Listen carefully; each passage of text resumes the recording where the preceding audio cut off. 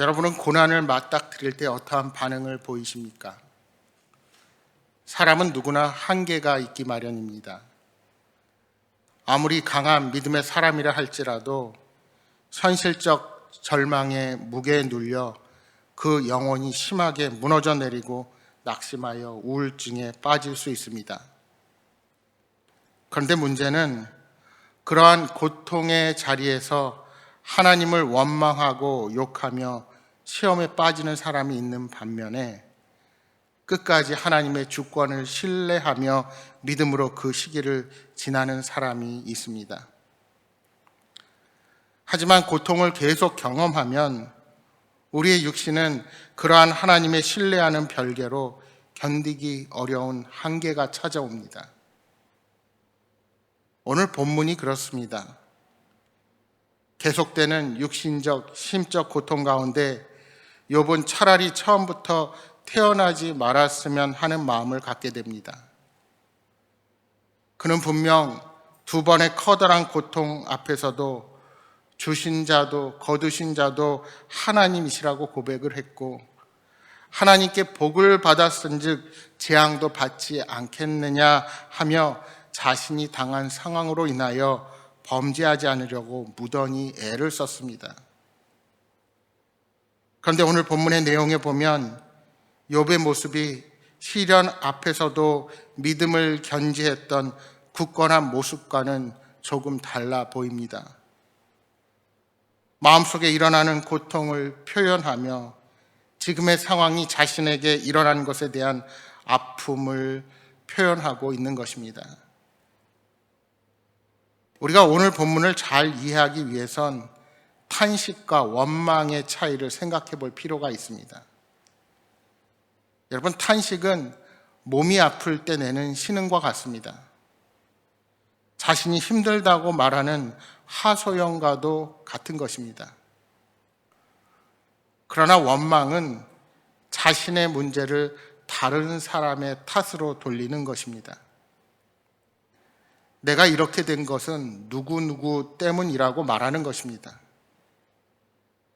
따라서 성경을 보면 탄식은 신앙인에게 허용되지만 원망은 삼가해야 할 것으로 나타나고 있습니다. 그리스도인도 힘들면 기도할 때나 찬양할 때 힘들다는 것을 토로하며 탄식할 수 있습니다. 하나님은 그러나 우리의 탄식의 소리를 기도로 들으십니다. 그러나 원망은 육신의 생각이요 죄의 생각입니다. 따라서 우리는 어떠한 경우에도 원망을 그쳐야 합니다. 그래서 시편에 보면 많은 탄식시가 등장하고 있는 것입니다. 사무엘의 어머니 한나는 오랫동안 아이를 낳지 못해 괴로워하던 여인이었습니다. 그래서 괴로워하는 마음 때문에 기도할 때 통곡했습니다. 그녀는 큰 소리로 울지 않으려고 흐느끼며 울었는데 제사장이 기도하는 한나를 보았을 때 꼭 술 먹은 여인처럼 보일 정도였습니다. 여러분, 우리도 한나처럼 서럽고 괴로울 때 흐느끼며 하나님 앞에 탄식할 수 있습니다. 우리 예수님께서도 십자가 위에서 저주의 고통을 당하셨을 때 탄식하셨습니다. 하나님, 하나님, 어찌하여 나를 버리셨나이까? 이처럼 오늘 본문 3장에서 욥이 한 말은 원망이 아닌 탄식이었습니다. 어쩌면 욥은 그의 친구들이 자신을 위로해 줄 것으로 믿고 그들 앞에서 그의 슬픔을 토로한 것인 줄도 모르겠습니다. 그는 너무도 고통스러운 나머지 자기 생일을 저주합니다. 자신이 태어난 날과 모태에서 잉태되었던 날이 멸망했더라면 좋았겠다고 말합니다. 욥이 자신의 생일을 저주한 것은 결코 그의 부모를 저주한 것도 하나님을 저주한 것도 아닙니다. 그럼에도 시련 중에도 믿음에서 흔들리지 않았던 그의 모습과는 사뭇 다르게 보입니다. 그렇다고 해서 그를 정죄할 수 없습니다. 욥의 탄식은 고통을 정직하게 대면한 반응이었기 때문입니다. 여러분, 우리 중에는 자기 안에 있는 슬픔이나 절망과 같은 감정들을 나약한 사람들이나 느끼는 것으로 여기는 분들이 혹 계십니다. 이들은 마음의 상태를 외면하다가 결국 더 깊은 낙심과 절망으로 빠지기도 합니다.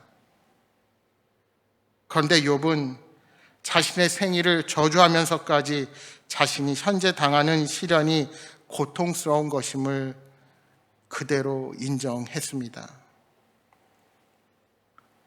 욥처럼 우리의 인생은 살아가면서 수많은 고난과 고통을 경험하며 살아갑니다. 사랑하는 사람을 갑자기 잃고 평생을 모은 재물을 잃기도 합니다. 건강하던 육체에 질병이 찾아와서 우리의 미래를 위협하기도 합니다. 이러한 고난이 닥쳤을 때 우리 안에 생기는 두려움과 슬픔을 정직하게 대면할 필요가 있습니다. 그러한 감정들 앞에서 우리는 인간이 얼마나 무력하고 연약한 존재인가를 발견하고 인정하게 될 것입니다. 하나님은 바로 이러한 겸손의 자리에서 우리를 만나주시고 긍휼을 베풀어 주십니다. 특별히 이 욥의 탄식의 고백 속에서 고통 앞에 신음하는 우리 인생의 탄식 소리를 듣게 됩니다. 욥은 이 세상의 주관자이신 하나님이 베풀어 주시는 일반적인 은총마저도 외면하고 싶은 심정에 처해 있습니다. 말하자면 하나님이 베풀어 주시는 모든 은혜조차 고난 겪는 인생에게 고통뿐이라고 고백하는 것입니다. 그렇습니다. 사람들은 자연의 아름다움과 인생의 아름다움을 쉽게 이야기합니다. 우리는 이렇게 가을이 되어 붉게 물들어가게 되는 나뭇잎을 보며 그 자체로 아름다워하게 될 것입니다. 그러나 그 붉은 잎은 추운 날씨와 함께 그 고운 색을 잃고 다 떨어져 내립니다.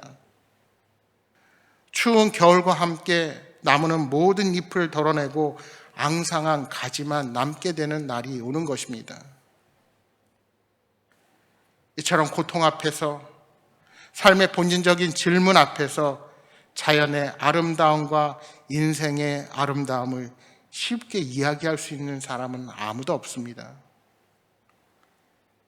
욥은 고난 앞에서 인간의 날들이 어둠, 구름, 흑암, 캄캄한 어둠이라는 말로 표현하지 않을 수 없었던 것입니다. 그래서 욥의 절규는 친구들 앞에서 점점 더 격해지고 있습니다. 그는 자신이 만들어진 밤, 출생한 날을 저주하고 있습니다. 자신의 출생과 관련된 모든 것에 대해 그는 탄식하고 있는 것입니다. 그는 가정법, 즉 만약 뭐뭐하지 않았더라면 이라는 말을 반복적으로 사용하면서 지금의 고통이 얼마나 견디기 힘든 것인지를 토로하고 있는 것입니다. 오죽하면 자신을 건강하게 출산할 수 있었던 어머니마저 탄식의 대상이 되고 맙니다. 욥은 이제까지 하나님을 원망하거나 입술로 죄를 범하지 않았습니다.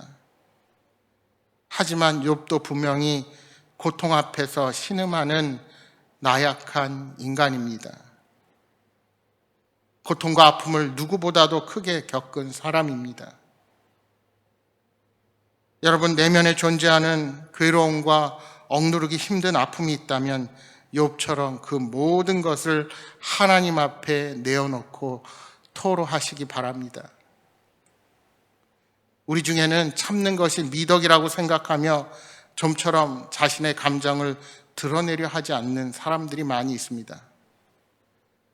또한 다른 사람들의 반응을 지나치게 의식한 나머지 표현하기를 어려워하는 사람들도 있습니다. 그러나 성경의 인물들도 그들의 절망과 낙심, 엄청난 고통 앞에서 자신의 고통을 솔직하게 표현했다는 사실을 기억하시기 바랍니다. 눈물의 선지자 예레미야 역시 자신이 태어난 일을 저주하면서 자신이 태어났기 때문에 고생과 슬픔을 보며 인생을 부끄럽게 보내고 있다고 한탄하기도 했습니다. 따라서 우리 하나님의 자녀들도 인생에서 절망과 낙심을 예외 없이 경험한다는 사실을 인정해야 합니다. 사랑하는 여러분, 상실한 마음을 하나님 앞에 정직하게 표현하십시오. 다만 그 마음이 원망과 분노로 이어져서는 안 됩니다. 하나님은 우리의 탄식에 귀 기울이시며 피난처가 되어 주실 것입니다. 하나님은 모든 환난 가운데서 우리를 위로하시고 다른 어려움에 있는 자들을 도울 수 있도록 힘과 지혜를 더하여 주실 것입니다. 그 믿음으로 오늘 하루도 주님을 의지하며 승리의 삶을 살아가시는 여러분 모두가 되시기를 주님의 이름으로 축복합니다.